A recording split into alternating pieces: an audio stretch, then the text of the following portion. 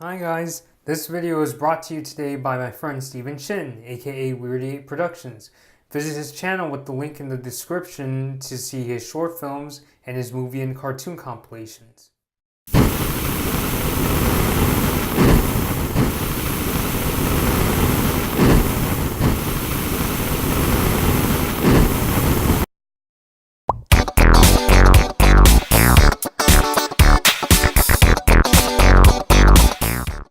Alright, hey guys, Blood Moon Bobby here, and I'm sorry it's been about a week since I've last been on camera. That is because celebrating a ton of graduations recently. I actually graduated from Cal State Long Beach last Wednesday with a degree in journalism. Yay! I'm really glad about what I was able to accomplish while I was there at the beach.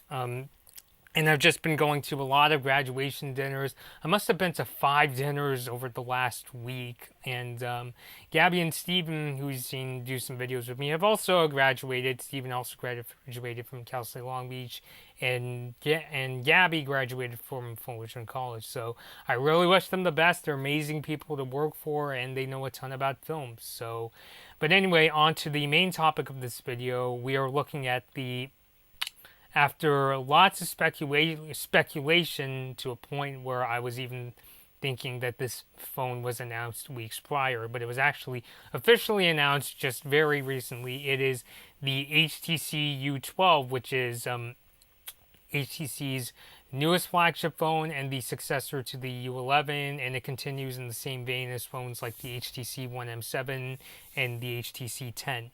So I know that we noticed, like, pretty much since the HTC One M9, the company has not been, the same company that we basically knew back in like 2008 and 2009 when HTC was pretty much neck and neck with companies like Samsung and Apple. And now, like many smartphone manufacturers, HTC has become a victim of the saturated smartphone market, and now they're struggling to be one of the top choices for a flagship smartphone.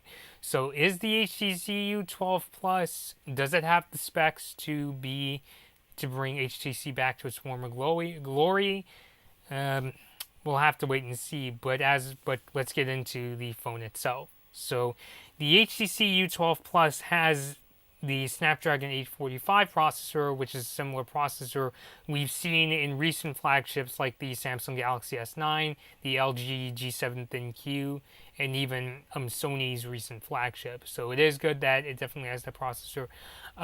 It's really exciting about the U12 Plus in terms of the internal hardware is that it actually has 6 gigabytes of RAM, which I really think is necessary, especially since Android is a very resource-hungry operating system. I know from experience of owning a couple Android phones myself. It is, as the years go on, I think it's a good thing that these newer smartphones get more RAM each year. I mean, 6 gigabytes is obviously not the most. We've seen flagships from China that have 8 gigabytes, and I think with the Samsung Galaxy S9, it actually had 4 gigabytes of RAM. But it is good that that HTC's flagship has 6 gigabytes from the get-go, so you should be able to have a lot of apps open and not have to worry about slowdown. So the HTC 12 Plus, kind of disappointing, but it's still a good amount of storage. It has 128 gigabytes of internal storage, but you can add a micro SD card slot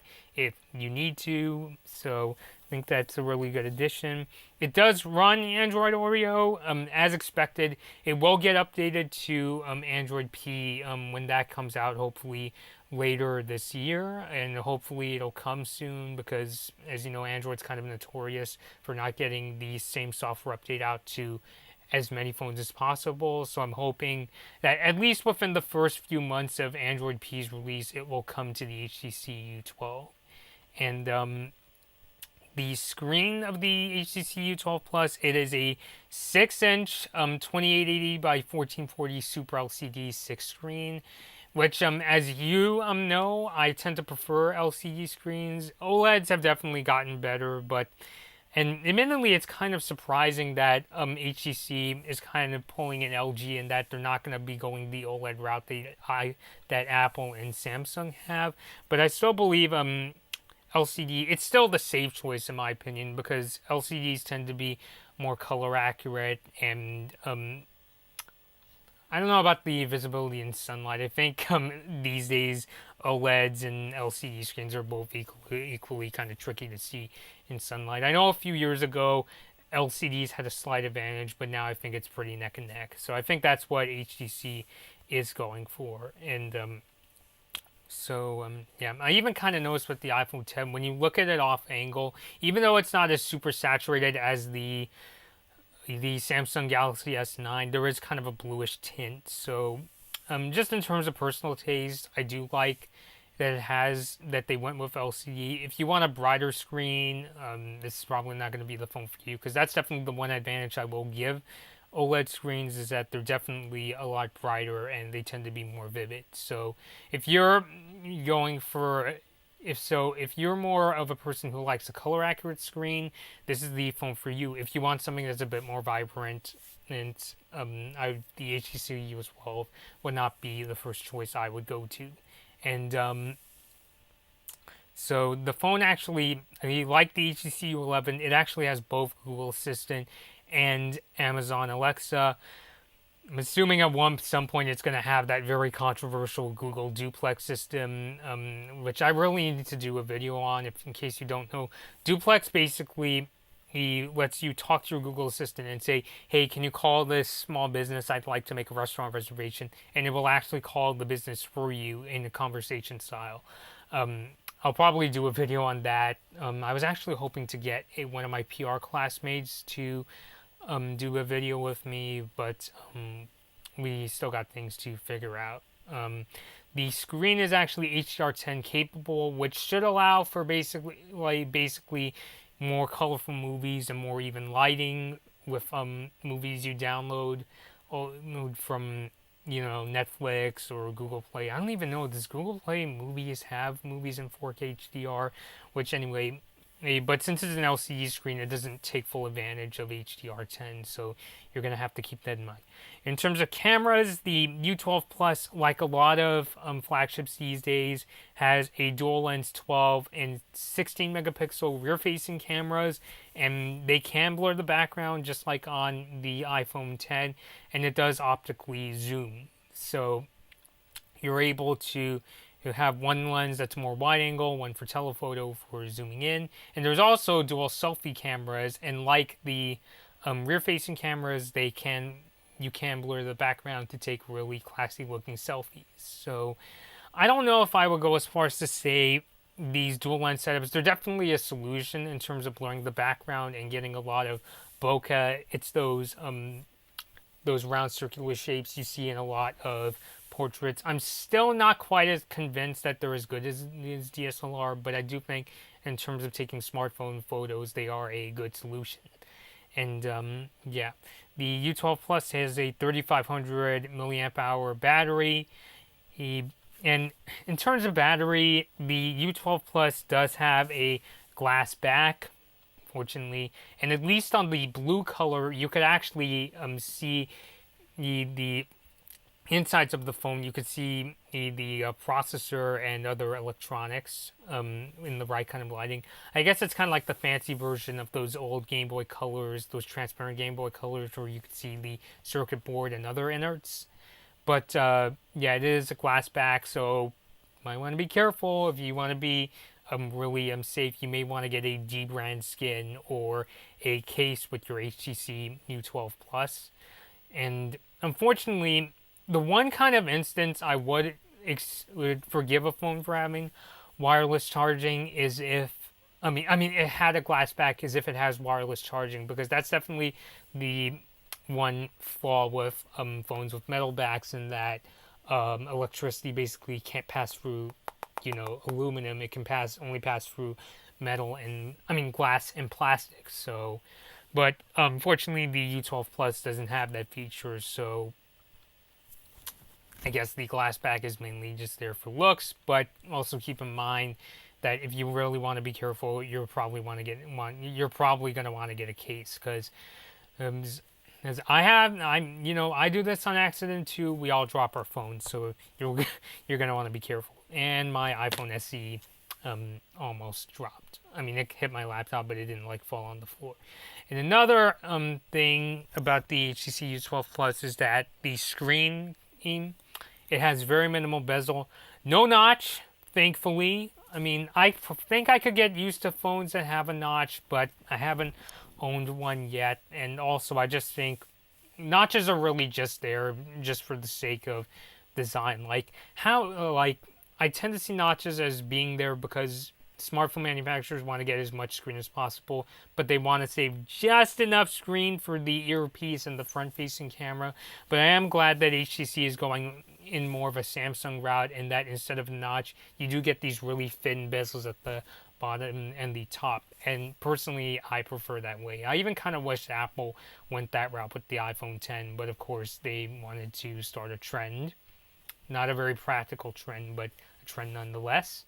And the HTC U12 Plus, unfortunately, like the iPhone 7, which I have here, even though it is in this awesome Star vs. the Forces of Evil case, unfortunately, it does not have a headphone jack, and neither does the HTC U12. So unfortunately, if you're going to want to use headphones, you're either going to need to get USB-C Type-C headphones, a USB-C to headphone jack adapter, or just get Bluetooth headphones. So,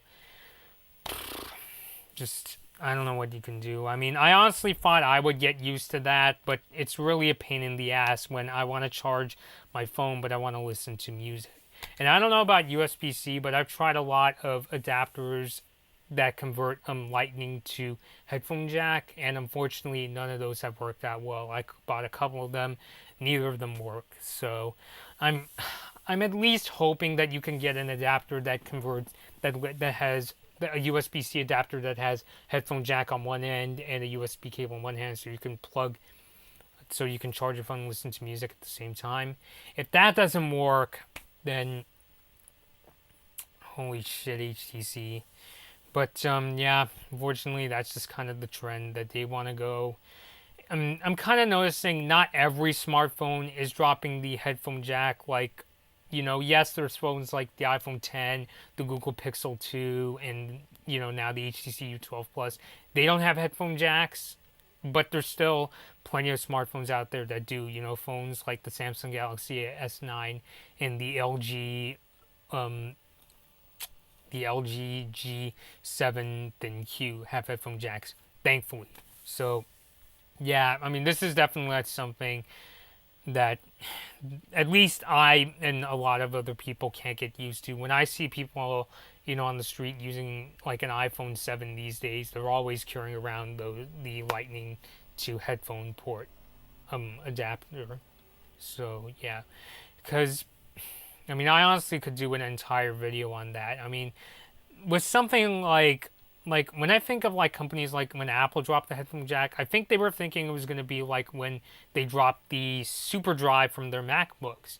And in that case, even though a lot of people complained, people like, consumers in the industry got used to it because we started downloading software from the internet.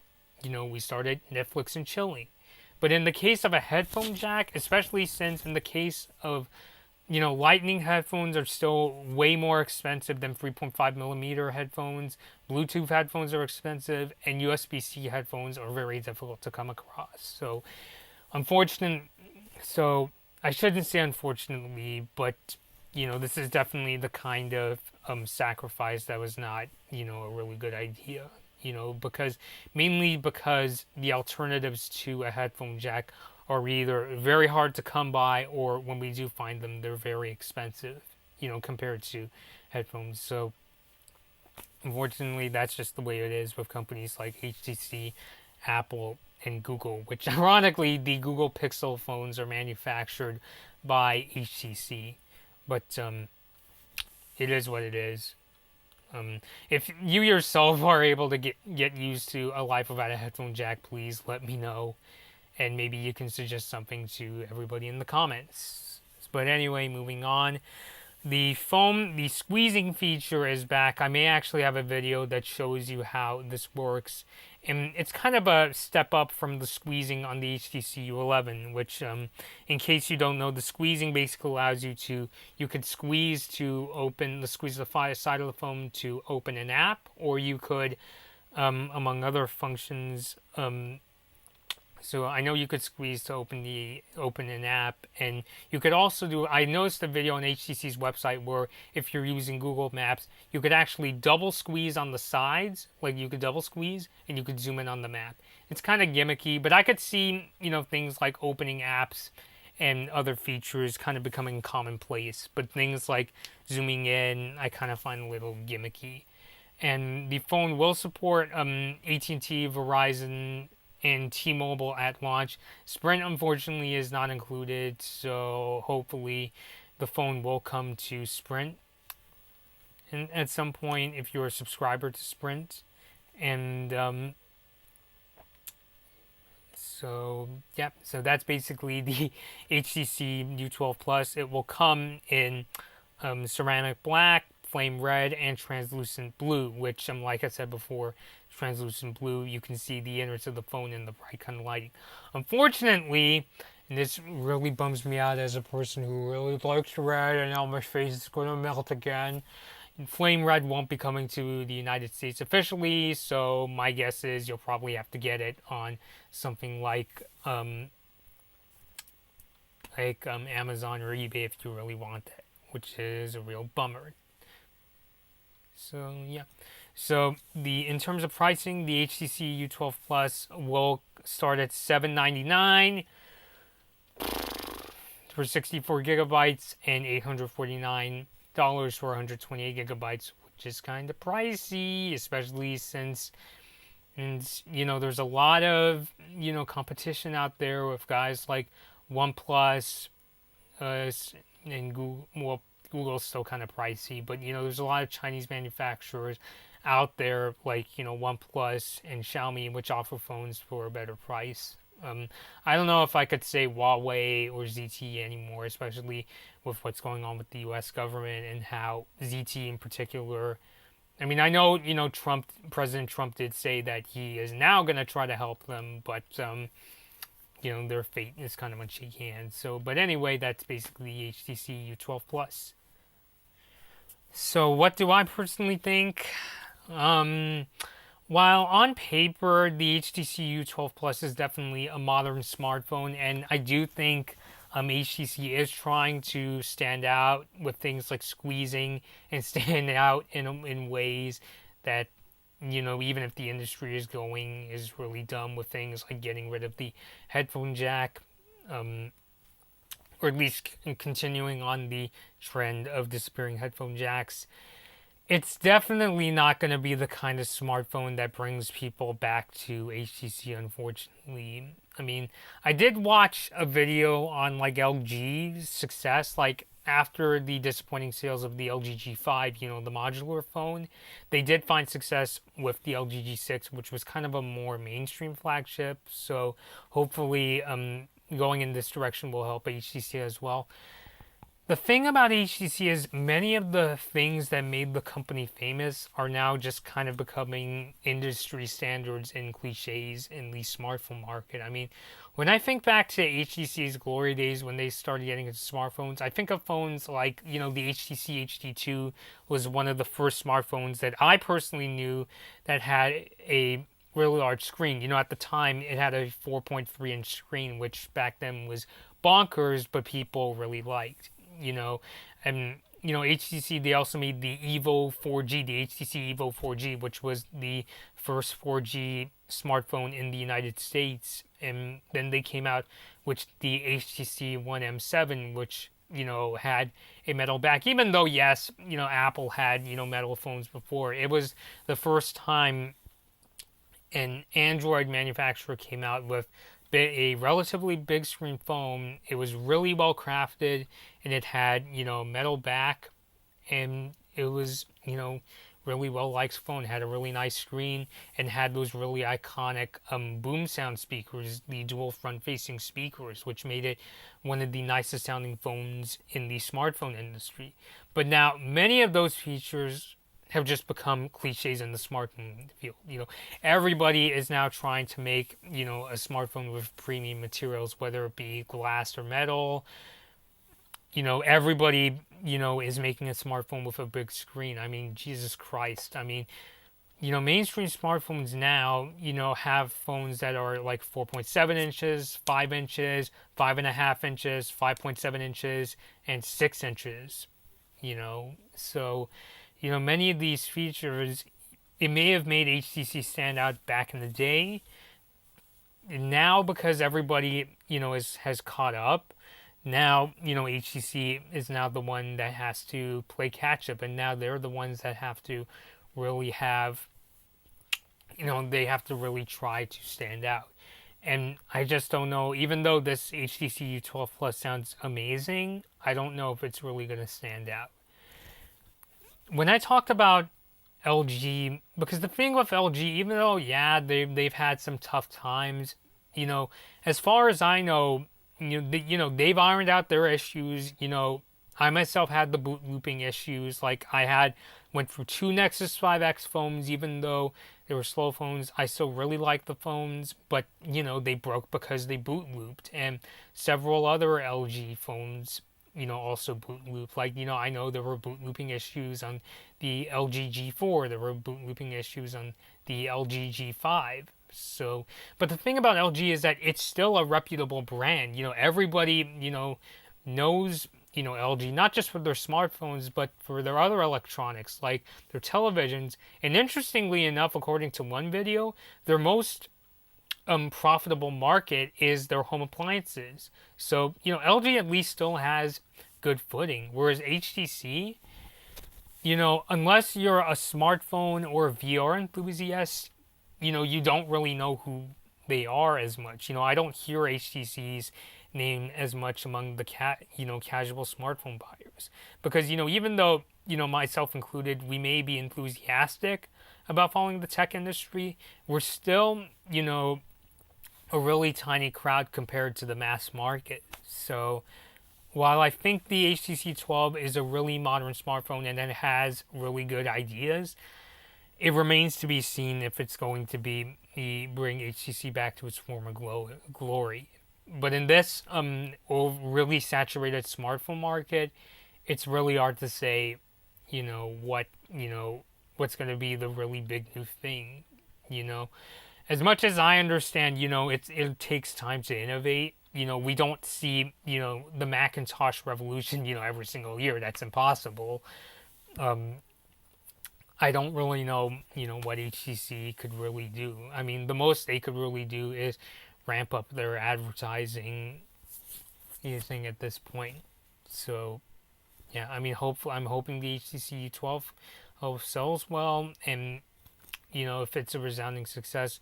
And I am hoping that through this kind of going back to basic strategy, kind of like what LG is doing, maybe HTC can find similar success. As maybe they could also do things like ramp up their marketing efforts to get more people to know about this phone and this company. So, alright guys, this has been Blood Moon Bobby. If you guys have any ideas for videos, please feel free to let me know. My email is down in the description. So, thank you for watching. Hey guys, this has been a Blood Moon Bobby video. Please like this video or dislike it, and please subscribe to my channel. Thanks for watching.